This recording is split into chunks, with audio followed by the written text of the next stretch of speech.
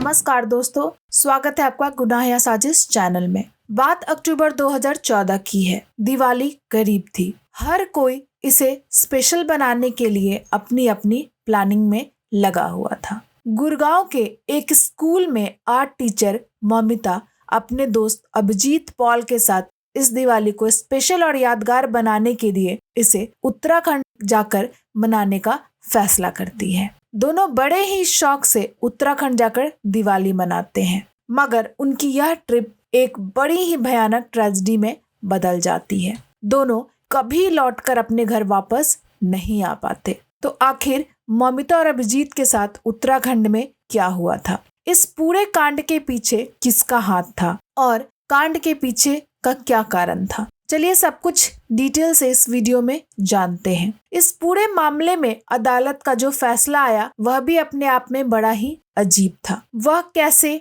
जानने के लिए इस वीडियो में आखिर तक बने रहें। कहानी में आगे बढ़ने से पहले गुनाह या साजिश चैनल को सब्सक्राइब कर बेल आइकन जरूर दबा ले। तो चलिए कहानी शुरू करते हैं। इस कहानी की शुरुआत होती है 2014 के दिवाली के आसपास से। 27 साल की ममिता दास मूल रूप से पश्चिम बंगाल के कल्याणी की रहने वाली थी, जबकि अभिजीत पॉल कोलकाता के दमदम का रहने वाला था। फिलहाल दोनों साउथ दिल्ली में लाडोसराय के इलाके में किराए के एक मकान में रह रहे थे। यहाँ रहते हुए ममिता गुड़गांव के एक स्कूल में बतौर आर्ट टीचर काम कर रही थी, जबकि इनका 24 साल का दोस्त अभिजीत भी एक आर्टिस्ट था। ममिता और अभिजीत इस बार दिवाली को यादगार बनाने के लिए इसे उत्तराखंड में जाकर मनाने का फैसला करते हैं। सब कुछ तय होने के बाद यह दोनों 21 अक्टूबर 2014 को उत्तराखंड पहुंच जाते हैं। यहाँ पहुंचकर देहरादून में अपनी दिवाली मनाते हैं।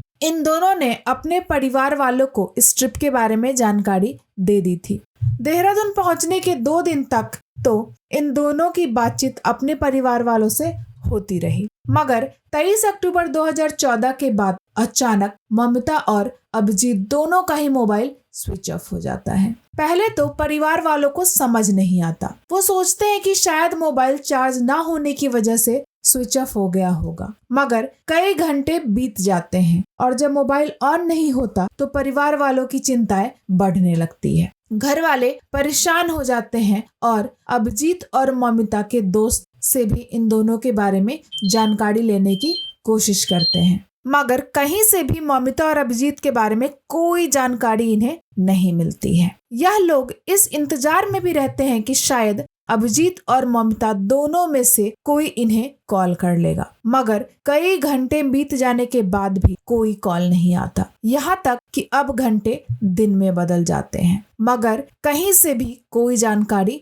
निकल कर नहीं आती। थक हार कर 29 अक्टूबर 2014 को ममिता के पिता मृणाल कृष्णदास दिल्ली के साकेत पुलिस स्टेशन में जाकर अभिजीत और ममिता की मिसिंग रिपोर्ट दर्ज कराते हैं। रिपोर्ट दर्ज कराने के तुरंत बाद अभिजीत और ममिता की कॉल डिटेल्स भी निकलवाई जाती है। जांच में पता चलता है कि एक नंबर पर 23 अक्टूबर 2014 को कई बार कॉल की गई थी। आखिरी बार भी सेम नंबर पर ही कॉल किया गया था। जब इस नंबर की जानकारी निकलवाई जाती है तो पता चलता है कि नंबर किसी राजू दास का है। पुलिस राजू दास के नंबर पर कॉल करती है, मगर जांच में सामने आता है कि 23 अक्टूबर से ही राजू दास का मोबाइल नंबर भी स्विच ऑफ है। 23 अक्टूबर से ही अभिजीत और ममिता का मोबाइल भी स्विच ऑफ था और राजू दास का भी मोबाइल सेम टाइम पर ही स्विच ऑफ हुआ था। क्या यह एक इत्तेफाक था या कोई सोची समझी साजिश की तरफ इशारा? इस बात का पता लगाने के लिए अब राजू दास की तलाश शुरू होती है। इन सब के बीच अभिजीत पॉल के पिता अपने बेटे की मिसिंग रिपोर्ट कोलकाता के दमदम पुलिस स्टेशन में दर्ज करवा देते हैं। अब कोलकाता पुलिस भी अभिजीत की तलाश में लग जाती है। जांच के क्रम में ही दिल्ली पुलिस को यह पता चलता है कि ममिता का मोबाइल भले ही 23 अक्टूबर को आखिरी बार स्विच ऑफ हुआ था, मगर IMEI नंबर से पता चलता है कि उसका मोबाइल दोबारा 24 अक्टूबर 2014 को स्विच ऑन हुआ था और तब से इस मोबाइल पर एक नई सिम कार्ड का इस्तेमाल हो रहा है। जांच करने पर पता चलता है कि यह सिम किसी मोहन दास के नाम पर दर्ज है। अब पुलिस मोहन दास का पता लगाते हुए उस तक पहुंच जाती है। यहाँ आकर पता चलता है कि मोबाइल नंबर फिलहाल राजू दास नाम का कोई व्यक्ति यूज कर रहा है। यह दूसरी बार था जब पुलिस के सामने राजू का नाम आया था। अब दिल्ली पुलिस की एक टीम देहरादून के विकास नगर पुलिस स्टेशन आ जाती है। उसके साथ अभिजीत पॉल के कजन अमिताभ दास और जोयता पॉल भी आ जाते हैं। विकास नगर पुलिस स्टेशन से इन्हें आगे की जानकारी के लिए चक्राता पुलिस स्टेशन भेज दिया जाता है। यहाँ आकर दिल्ली पुलिस स्टेशन को जानकारी दी जाती है कि पिछले दिनों पुरौलिया पुलिस स्टेशन के अंतर्गत एक अनआइडेंटिफाइड डेड बॉडी मिली है। ये सुनकर अभिजीत के कजन और दिल्ली पुलिस के जवान भागते हुए पुरौला पुलिस स्टेशन आ जाते हैं। यहाँ आकर पुलिस द्वारा उन्हें अनआइडेंटिफाइड बॉडी की तस्वीर और उसके पास से मिले सामान दिखाए जाते हैं। तस्वीर देखते ही वो तुरंत पहचान लेते हैं कि तस्वीर में दिख रहा व्यक्ति अभिजीत पॉल ही है। इस पहचान से यह पता चल चुका था कि अभिजीत अब इस दुनिया में नहीं है। अभिजीत का पता भले ही चल गया था, मगर मौमिता के बारे में अब तक कोई जानकारी नहीं मिल पाई थी और सबसे बड़ा सवाल था कि अभिजीत का कातिल कौन है। अब तक किसी को नहीं पता था। एक सस्पेक्ट राजू जरूर था, मगर यह राजू दास कौन था और कहाँ था, इसके बारे में किसी को कोई जानकारी अभी तक नहीं थी। इसी राजू दास की तलाश में पुलिस वाले की टीम भटकते हुए टाइगर फॉल होते हुए लाखा मंडल आ जाती है। अभी पुलिस इस इलाके में राजू दास के बारे में पूछताछ कर ही रही थी कि पुलिस के एक इन्फॉर्मर द्वारा जानकारी मिलती है कि फिलहाल राजू दास अपने गांव संगरौला में ही है और वह वहां से बुलोरो के जरिए विकास नगर इलाके की तरफ जा रहा है।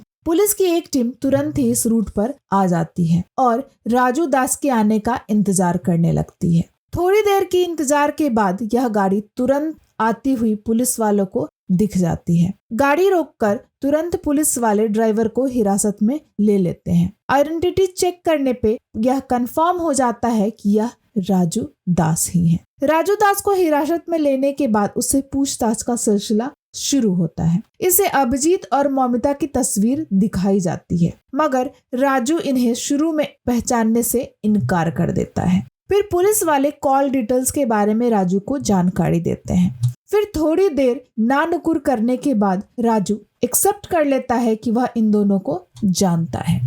राजू पुलिस वालों को बताता है कि मौमिता और अभिजीत को 23 अक्टूबर की शाम 5:30 बजे अपनी गाड़ी में लेकर टाइगर फॉल की तरफ गया था। राजू बताता है कि वह उन्हें टाइगर फॉल पर छोड़कर वहां से चला गया था। फिर वह नहीं जानता कि ये दोनों वहां से कहाँ गए। फिर पुलिस वाले पूछते हैं कि मौमिता का मोबाइल तुम्हारे पास क्यों है। इस पर राजू दास अपना बयान बदलने लगता है। पुलिस वाले सख्ती दिखाना शुरू करते हैं। पुलिस वालों के सख्ती के आगे राजू टूट जाता है और वह एक रोंगटे खड़े कर देने वाली सच्चाई बताना शुरू करता है। राजू दास के बयान के मुताबिक शाम के लगभग 5:30 बजे 23 अक्टूबर 2014 को अभिजीत और मौमिता इसकी गाड़ी में बैठते हैं। दोनों को लेकर राजू दास कुछ ही दूर गया था कि रास्ते में उसे कुंदन दास, गुड्डू दास और बबलू दास दिखाई देते हैं। यह तीनों लड़के राजू के गांव में रहने वाले थे। इन सभी की उम्र 20 से 30 साल के बीच थी। राजू के खुलासे के मुताबिक राजू इन तीनों लड़कों को अपनी गाड़ी की पिछली सीट पर बिठा लेता है। पूछने पर यह अभिजीत से कहता है कि यह तीनों मेरे गांव के हैं और आपको छोड़ने के बाद मैं गांव जाऊंगा तो इन्हें अपने साथ लेता जाऊंगा। फिर तीनों गाड़ी की पिछली सीट पर बैठ जाते हैं और गाड़ी आगे बढ़ने लगती है। अभी गाड़ी कुछ ही दूर गई थी कि गाड़ी की पिछली सीट पर बैठे हुए लड़के बीच वाली सीट पर बैठी मौमिता को छेड़ना शुरू कर देते हैं। इस पर अभिजीत लड़कों का विरोध करना शुरू कर देता है और राजू से गाड़ी रोकने के लिए कहता है, मगर वह तीनों लड़के अभिजीत से गाड़ी के अंदर ही मारपीट शुरू कर देते हैं और ड्राइवर राजू भी गाड़ी चलाना जारी रखता है। इसी बीच गाड़ी के पीछे बैठे हुए लड़के अपने पास से नायलॉन की एक मजबूत रस्सी निकालते हैं और उसी रस्सी को अभिजीत के गले पर बांध देते हैं। फिर यह लड़के उसी रस्सी को तब तक जोर से खींच के रखते हैं जब तक कि अभिजीत का दम घुट नहीं जाता। अभिजीत की जान लेने के बाद ड्राइवर राजू गाड़ी को टाइगर फॉल पर ले जाने के बजाय लाख मंडल की तरफ लेकर जाता है। इसी बीच सभी मिलकर अभिजीत की बॉडी को गाड़ी के पिछले हिस्से में रख देते हैं और तीनों लड़के बीच वाली सीट पर आकर बैठ जाते हैं, जहां पर अभी भी मौमिता बैठी हुई थी।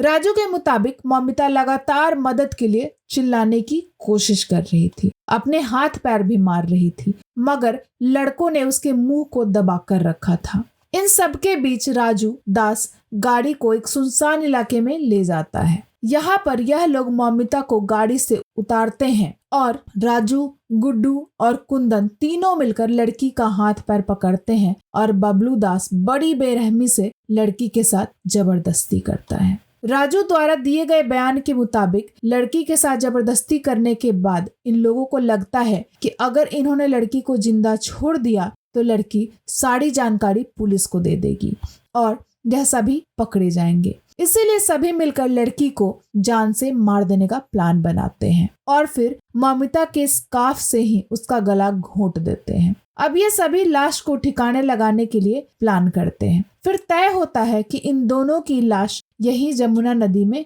फेंक दी जाएगी। इसी के बाद मौमिता की लाश को भी ये गाड़ी के पिछली सीट पर फेंक देते हैं और फिर गाड़ी को लेकर रात के लगभग 10 से 11 के बीच यमुना ब्रिज पे आते हैं। सबसे पहले ये मौमिता की लाश को गाड़ी से निकालते हैं और उसे नदी में फेंक देते हैं। अब यह लोग अभिजीत के शव को नदी में फेंकने का प्लान बना ही रहे थे, तभी दूसरी तरफ से एक गाड़ी आती हुई दिखाई देती है। डर के मारे यह लोग अभिजीत को नदी में नहीं फेंक पाते हैं और तुरंत गाड़ी स्टार्ट करके वहां से भाग जाते हैं। अब यह लोग चलते हुए 9 गांव की तरफ आ जाते हैं। फिर मौका मिलते ही एक सुनसान इलाके में राजू और उसके दोस्त मिलकर अभिजीत के शव को एक सुनसान इलाके की गहरी खाई में फेंक देते हैं और फिर बड़े आराम से यह लोग अपने गांव चले जाते हैं। दोनों लाश को ठिकाने लगाने से पहले इन लोगों ने अभिजीत और मौमिता का पर्स लूट लिया था। इसके अलावा इन लोगों ने उनके कपड़े भी चुरा लिए थे।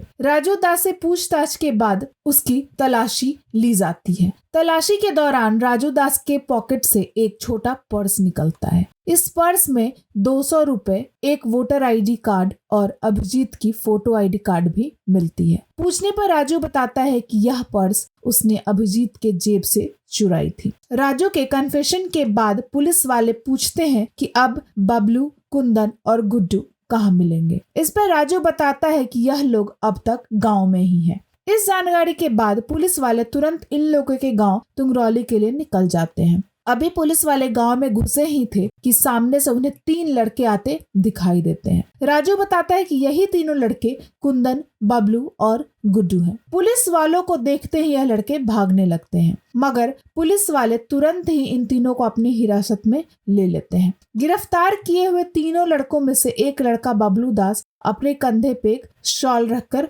घूम रहा था। इस शॉल को देखते ही पुलिस के साथ मौजूद अभिजीत के कजन अमिताभ दास तुरंत इस शॉल को पहचान लेते हैं और पुलिस वालों को बताते हैं कि यह शॉल उसके भाई अभिजीत की है। अब पुलिस वाले इन चारों आरोपियों को पकड़ लेते हैं और पुलिस स्टेशन ले आते हैं। इसके अलावा राजू दास की गाड़ी को भी जब्त कर लिया जाता है। इधर अभिजीत की लाश तो 31 अक्टूबर 2014 को ही मिल गई थी, मगर मौमिता की लाश अब तक पुलिस वालों को नहीं मिल पाई थी। इसीलिए पुलिस वाले राजू, बबलू, गुड्डू और कुंदन की निशानदेही पर 13 नवंबर 2014 को मौमिता की लाश ढूंढने के लिए निकल जाते हैं। पुलिस वालों के साथ मौमिता के रिश्तेदार सुरंजना राय और राम कुमार भी मौजूद थे। खोजी दल को यमुना नदी के किनारे एक महिला की शव मिलती है। शरीर के ऊपरी हिस्से पर सिर्फ एक ब्लैक कलर की शर्ट थी, जबकि कमर के नीचे कोई कपड़ा नहीं था। पुलिस के साथ मौजूद मौमिता के रिश्तेदार इस लाश को देखकर पक्के तौर पर इसकी पहचान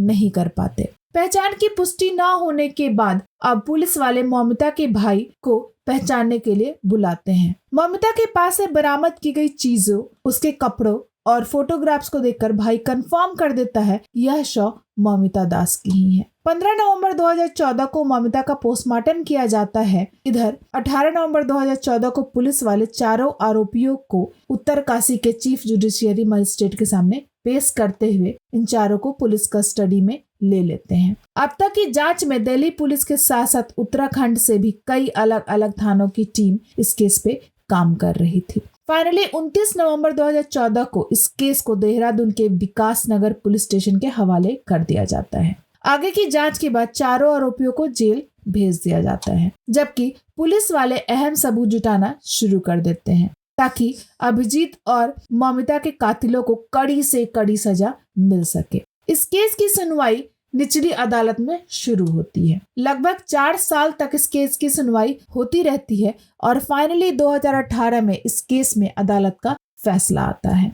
अदालत चारों आरोपियों को दोषी करार देती है, जिसमें से ड्राइवर राजू को मुख्य आरोपी मानते हुए धारा 302 के तहत दोषी पाते हुए मौत की सजा सुनाई जाती है, जबकि अदालत द्वारा कुंदन दास, गुड्डू दास और बबलू को उम्र कैद की सजा सुनाई जाती है। साथ ही इन तीनों पे 50-50 हजार रुपए का जुर्माना भी लगाया जाता है। चारों आरोपियों को सबूत मिटाने का भी दोषी पाया जाता है, इसलिए धारा 201 के तहत राजू, बबलू, कुंदन और गुड्डू को 7 साल की और सजा सुनाई जाती है। इन दोषियों को यह सजा 27 अक्टूबर 2018 को सुनाई जाती है। मौमिता और अभिजीत के परिवार वाले इस फैसले पर असंतोष जताते हुए कहते हैं कि अगर सभी आरोपियों को फांसी की सजा मिलती तो ज्यादा बेहतर होता। इस फैसले के खिलाफ चारों आरोपी उत्तराखंड हाई कोर्ट में अपील करते हैं। निचली अदालत द्वारा दिए गए फैसले और इन आरोपियों के गुनाह को देखते हुए हर कोई यही उम्मीद कर रहा था कि या तो हाई कोर्ट निचली अदालत द्वारा दिए गए सजा को बरकरार रखेगा या बाकी आरोपियों को भी मौत की सजा सुनाएगा। मगर हाई कोर्ट से जो फैसला आता है उसे देखकर हर कोई हैरान रह जाता है। 2024 के अप्रैल महीने में उत्तराखंड हाई कोर्ट में इस केस से जुड़ी सुनवाई पूरी होती है। अदालत द्वारा अंतिम फैसला सुरक्षित रख लिया जाता है। फिर 13 मई 2024 को उत्तराखंड हाई कोर्ट अपना फैसला सुनाते हुए कहती है कि आरोपियों के खिलाफ पर्याप्त सबूत नहीं है, इसलिए सभी को केस से बरी किया जाए। इस तरह जिन आरोपियों को निचली अदालत ने दोषी मानते हुए कड़ी सजा सुनाई थी, उन्हें हाई कोर्ट द्वारा बरी कर दिया जाता है। अदालत की ओर से यह भी निर्देश दिया जाता है कि जल्द से जल्द इन दोषियों को जेल से रिहा किया जाए। दोस्तों, निचली अदालत या फिर उत्तराखंड हाई कोर्ट के इस मामले में जो फैसला सुनाया, हम उसका पूरा सम्मान करते हैं। फिर भी हाई कोर्ट के इस फैसले पर आपकी क्या राय है, कमेंट बॉक्स में जरूर बताएं। हमारी मेहनत आपको पसंद आई हो तो इस वीडियो को लाइक करते हुए शेयर करें। अगर आपने अब तक गुनाह या साजिश चैनल को सब्सक्राइब नहीं किया है तो चैनल को जल्द से जल्द सब्सक्राइब कर बेल आइकन भी दबा लीजिए। हम आपको फिर मिलेंगे एक नई घटना के साथ, तब तक के लिए सतर्क रहें। धन्यवाद।